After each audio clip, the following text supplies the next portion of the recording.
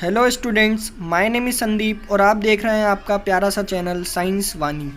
आज का हमारा लेक्चर है क्लास 9th साइंस का चैप्टर नंबर फर्स्ट का लेक्चर नंबर सेकंड है। इससे पहले हम लेक्चर नंबर फर्स्ट में सीख चुके हैं, जान चुके हैं कि मैटर क्या होते हैं एंड स्टेट ऑफ मैटर्स को भी हम डिटेल में समझ चुके हैं। अगर स्टूडेंट्स आपने लेक्चर नंबर फर्स्ट नहीं देखा है तो पहले आप उस लेक्चर को देखिए, उसके बाद लेक्चर नंबर सेकंड कंटिन्यू कीजिए। आज का हमारा फर्स्ट टॉपिक है can matter change the state. क्या मैटर अपने स्टेट को चेंज कर सकते हैं? तो इसका आंसर है यस। जो मैटर होते हैं वो अपनी स्टेट को चेंज कर सकते हैं। अगर कोई मैटर सॉलिड है तो वो लिक्विड में चेंज हो सकता है, लिक्विड से वो गैस में चेंज हो सकता है। बट वो चेंज कैसे होंगे? तो उसके लिए स्टूडेंट्स हमारे पास 2 मेथड हैं, by changing temperature and by changing pressure. तो चलिए हम 1 बाय 1 करके देखेंगे दोनों मेथड्स को। नंबर फर्स्ट है हमारा बाय चेंजिंग टेम्परेचर एंड इसमें नंबर फर्स्ट पॉइंट है हमारा मेल्टिंग पॉइंट। तो स्टूडेंट पहले हम मेल्टिंग पॉइंट की डेफिनेशन समझते हैं। तो the temperature at which a solid melts to from liquid at atmospheric pressure is called its melting point. तो मेल्टिंग पॉइंट क्या होता है स्टूडेंट?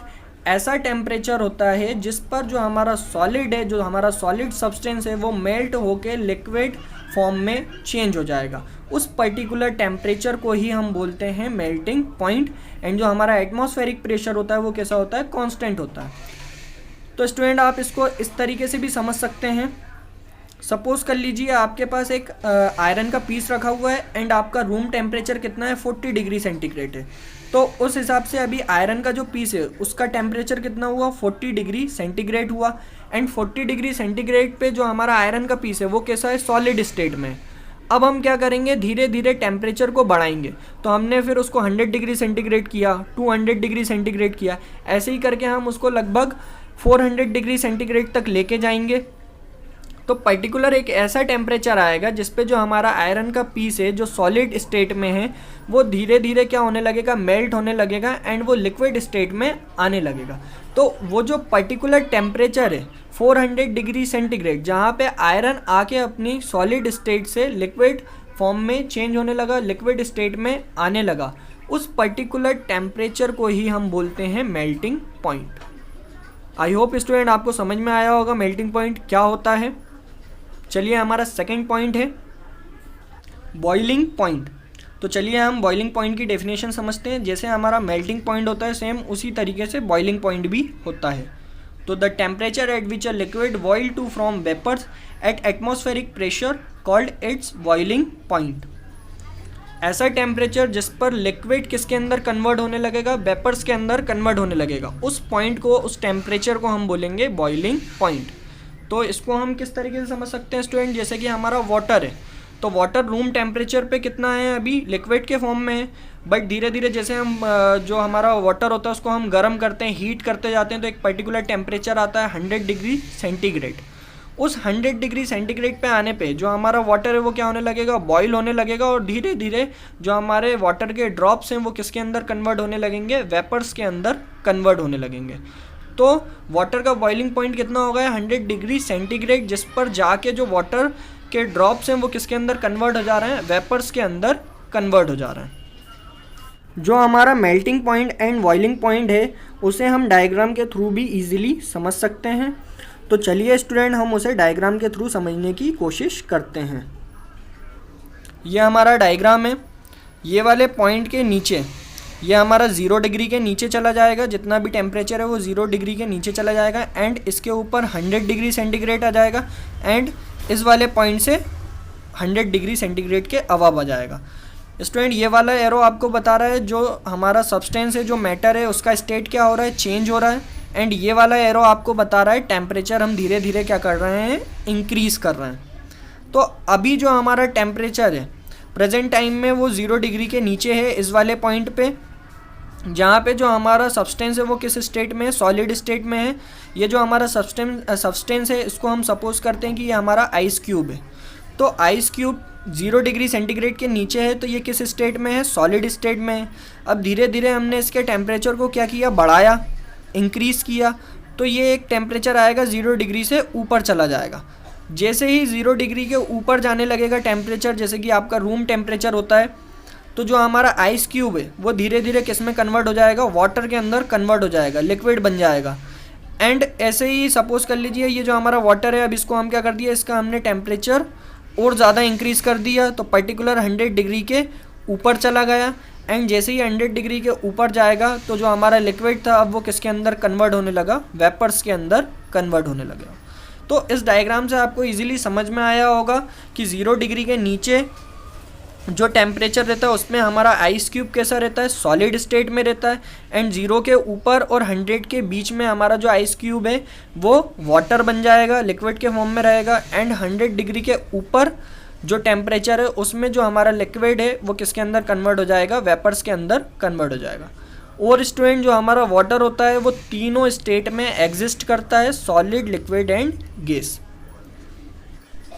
हमारा थर्ड पॉइंट है सब्लिमेशन। तो सब्लिमेशन क्या होता है, इसकी डेफिनेशन हम समझते हैं। The change of solid directly to vapour on heating and vapour into solid on cooling without passing through the liquid state called sublimation. तो सब्लिमेशन की प्रोसेस क्या होती है, जो हमारा सॉलिड होता है उसको हम क्या करेंगे, हीट करेंगे तो वो डायरेक्टली किसके अंदर चेंज हो जाएगा, वेपर्स के अंदर चेंज हो जाएगा। वो सॉलिड के से लिक्विड के अंदर नहीं जाएगा, वो डायरेक्टली किस में चेंज हो जाएगा, आपका वेपर्स के अंदर कन्वर्ट हो जाएगा। सेम इसी तरीके से मान लीजिए हमारे पास वेपर्स हैं और उन वेपर्स को हम क्या कर रहे हैं, कूल कर रहे हैं, ठंडा कर रहे हैं, तो वो वेपर्स डायरेक्टली किसके अंदर कन्वर्ट हो जाएंगे, सॉलिड के अंदर कन्वर्ट हो जाएंगे। ना कि वो वेपर पहले लिक्विड में आएंगे देन लिक्विड से वो सॉलिड में आएंगे, ऐसा नहीं होगा। तो इस टाइप की प्रोसेस को हम क्या बोलते हैं, सब्लिमेशन बोलते हैं, जिसके अंदर वेपर्स डायरेक्टली किस में कन्वर्ट हो जाएंगे, आपके सॉलिड में। एंड सॉलिड डायरेक्टली किस में कन्वर्ट हो जाएंगे, आपके वेपर्स में। इसका एग्जाम्पल है कपूर और अमोनियम क्लोराइड। तो स्टूडेंट आपने देखा होगा जैसे ही हम कपूर को बर्न करते हैं, जलाते हैं, तो वो डायरेक्टली उसके वेपर्स हमें दिखाई देने लगते हैं धुएं के फॉर्म में। एंड ऐसे ही अमोनियम क्लोराइड होता है, इसको भी हम बर्न करते हैं तो इसके भी जो अमोनियम क्लोराइड के जो पार्टिकल्स होते हैं वो क्या बन जाते हैं, वेपर्स बन जाते हैं। एंड उसको जब हम ठंडा करते हैं तो वापस से वो कैसे बन जाते हैं, सॉलिड बन जाते हैं। तो इस प्रोसेस को हम बोलते हैं सब्लिमेशन। नेक्स्ट टॉपिक है हमारा effect of change of pressure. तो अभी हमने फर्स्ट टाइप पढ़ लिया कि जो हमारा मैटर है उसके स्टेट को हम कैसे कैसे चेंज कर सकते हैं। तो हमने टेम्परेचर के थ्रू सीख लिया है। अब हम देखेंगे प्रेशर के थ्रू हम कैसे जो हमारा मैटर है उसके स्टेट को चेंज कर सकते हैं। तो हम कैसे कर सकते हैं, if we compress a gas in a cylinder the distance between the particles of gas is reduce and finally gas is liquefied. इसका मतलब है स्टूडेंट, जो गैसियस स्टेट में जो हमारा मैटर होता है उसके पार्टिकल्स को हम धीरे धीरे क्या करेंगे, कंप्रेस करेंगे, पास लाएंगे तो वो फिर लिक्विड स्टेट में आ जाएगा। एंड और पास लाएंगे तो वो किस में आ जाएगा, सॉलिड स्टेट में आ जाएगा। तो इसको भी आप डायग्राम के थ्रू इजीली समझ सकते हैं। ये हमारे 3 डायग्राम है, इसके थ्रू आप इजीली समझ सकते हैं। यह हमारा एक सिलेंडर है, उस सिलेंडर के अंदर हमने गैस को क्या करके रखा है, फिल करके रखा हुआ है और ऊपर ये पिस्टन लगा हुआ है आपका। इस पिस्टन से हम उसके ऊपर क्या करेंगे, जो हमारा सिलेंडर है उसके अंदर हम प्रेशर लगाएंगे। तो ये जो हमारे गैसियस पार्टिकल हैं, अभी हमने पिस्टन के ऊपर प्रेशर इतना ज़्यादा नहीं लगाया है तो हमारे जो गैसियस पार्टिकल्स हैं वो दूर दूर हैं। अब हमने क्या करा, सेकेंड डायग्राम के अंदर हमने पिस्टन को दबाया तो प्रेशर क्या होगा, एक्सर्ट हुआ। तो सिलेंडर के अंदर हमने प्रेशर एक्सर्ट किया, जिसके कारण जो हमारे गैसियस पार्टिकल्स थे अब वो कैसे आ गए, और पास पास आ गए। पहले वाले डायग्राम के कंपैरिजन में सेकंड वाले में जो हमारे गैसियस पार्टिकल हैं वो थोड़ा पास पास आ गए। एंड ऐसे ही थर्ड वाले में हमने प्रेशर और ज़्यादा क्या कर दिया, हाई कर दिया, और ज़्यादा प्रेशर हमने एक्सर्ट किया। तो थर्ड केस में जो पार्टिकल्स थे गैसियस के वो और भी ज़्यादा पास पास आ गए। तो जैसे जैसे पार्टिकल पास पास आते जाते हैं वैसे वैसे उनका स्टेट क्या होते जाता है, चेंज होते जाता है। अभी ये फर्स्ट वाले में गैसियस स्टेट में, सेकंड वाले डायग्राम में वो लिक्विड स्टेट में आ गए। एंड और ज़्यादा हम प्रेशर एक्सर्ट करेंगे देन फिर वो थर्ड वाले डायग्राम में किस में आ जाएंगे, सॉलिड स्टेट में आ जाएंगे। तो हम गैसेस की भी स्टेट को हम चेंज कर सकते हैं प्रेशर के थ्रू भी, किसी भी मैटर के स्टेट को भी हम चेंज कर सकते हैं प्रेशर एक्सर्ट करके। हमारा नेक्स्ट टॉपिक है इवोपरेशन। इवोपरेशन को हिंदी में बोलते हैं वाष्पीकरण। तो इसकी डेफिनेशन क्या है, it is a surface phenomenon in which liquid changes into vapours at any temperature below its boiling point is called evaporation. तो इवोपरेशन क्या होता है, ये एक सरफेस फिनोमेनन है और इसके अंदर जो हमारा लिक्विड है वो किसके अंदर चेंज हो जाता है, वेपर्स के अंदर चेंज हो जाता है एट एनी टेम्परेचर। वो अलग अलग लिक्विड के ऊपर डिपेंड करेगा कि किस टेम्परेचर के ऊपर वो जाके वेपर्स के अंदर कन्वर्ट होगा। तो इसके हम फैक्टर देखते हैं, तो हमारे पास 4 फैक्टर हैं जो इवोपरेशन की जो प्रोसेस है उसको क्या करेगा, अफेक्ट करेगा। नंबर फर्स्ट है an increasing of surface area. जो हमारा मैटर है, जो सब्सटेंस है, उसके सरफेस एरिया को हम बढ़ा देंगे तो इवोपरेशन की प्रोसेस क्या हो जाएगी स्टूडेंट, हाई हो जाएगी। ऐसे ही अन इंक्रीजिंग ऑफ टेम्परेचर, जैसे जैसे हम टेम्परेचर बढ़ाते जाएंगे वैसे वैसे जो इवोपरेशन की प्रोसेस है वो क्या होते जाएगी, हाई होते जाएगी। ऐसे ही थर्ड है हमारा and decreasing of humidity. Humidity का मतलब होता है नमी, और जो हमारी इवोपरेशन की प्रोसेस होती है वो सबसे ज़्यादा डिपेंड करती है टेम्परेचर के ऊपर। तो अगर एटमॉस्फेयर के अंदर ह्यूमिडिटी होगी तो टेम्परेचर जो ऑब्वियसली क्या हो जाएगा, कम हो जाएगा। टेम्परेचर की वैल्यू क्या हो जाएगी, कम हो जाएगी। इसलिए हम ह्यूमिडिटी को क्या कर दें, अगर डिक्रीज़ कर दें, कम कर दें, देन टेम्परेचर क्या हो जाएगा, हाई हो जाएगा।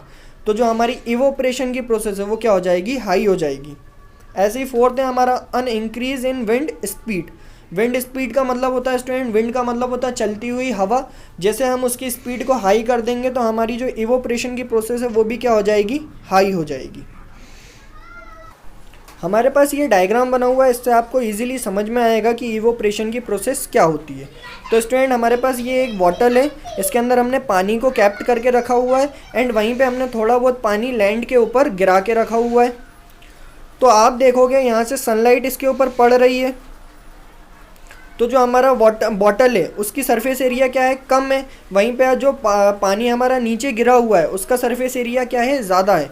तो आप देखोगे यहाँ पे सनलाइट जो बॉटल के ऊपर पड़ रही है वो क्या है, कम है, एंड वहीं पे जो सरफेस एरिया है उसका ज़्यादा है। ज़मीन पे जो पानी गिरा हुआ है तो वहाँ पे सनलाइट क्या हो रही है, ज़्यादा पड़ रही है। तो ऑब्वियसली जो हमारा इवोपरेशन की प्रोसेस है, जो पानी वेपर्स के अंदर कन्वर्ट होगा, तो बॉटल के अंदर से बहुत ज़्यादा टाइम लगेगा वेपर्स के अंदर कन्वर्ट होने में। वहीं पे यहाँ पे जो हमने पानी नीचे गिरा के रखा हुआ है उसका सरफेस एरिया बहुत ज़्यादा है, इसलिए यहाँ से बहुत ज़्यादा जो हमारा वाटर है वो किसके अंदर कन्वर्ट हो जाएगा, वेपर्स के अंदर कन्वर्ट हो जाएगा। तो जब हम सरफेस एरिया बढ़ा देते हैं तो इवोपरेशन की प्रोसेस क्या हो जाती है, हाई हो जाती है। हमारा नेक्स्ट डायग्राम है, इसके अंदर हमने एक बीकर के अंदर हमने वाटर को कैप्ट करके रखा हुआ है एंड उसको हम क्या कर रहे हैं, बर्न कर रहे हैं, धीरे धीरे उसको हीट कर रहे हैं। तो जो हमारा वाटर है वो धीरे धीरे किस में कन्वर्ट हो रहा है, वेपर्स के अंदर कन्वर्ट हो रहा है। वहीं अगर हम इस टेम्परेचर को क्या करते हैं, बढ़ा दें और ज़्यादा तेज़ी से इसको हम हीट करने लगेंगे तो आप देखोगे कि जो हमारा वाटर है वो और ज़्यादा वेपर्स के अंदर कन्वर्ट हो गया। तो जैसे जैसे हम टेम्परेचर बढ़ाते हैं वैसे वैसे जो हमारा इवोपरेशन की प्रोसेस है वो क्या होते जाती है, हाई होते जाती है।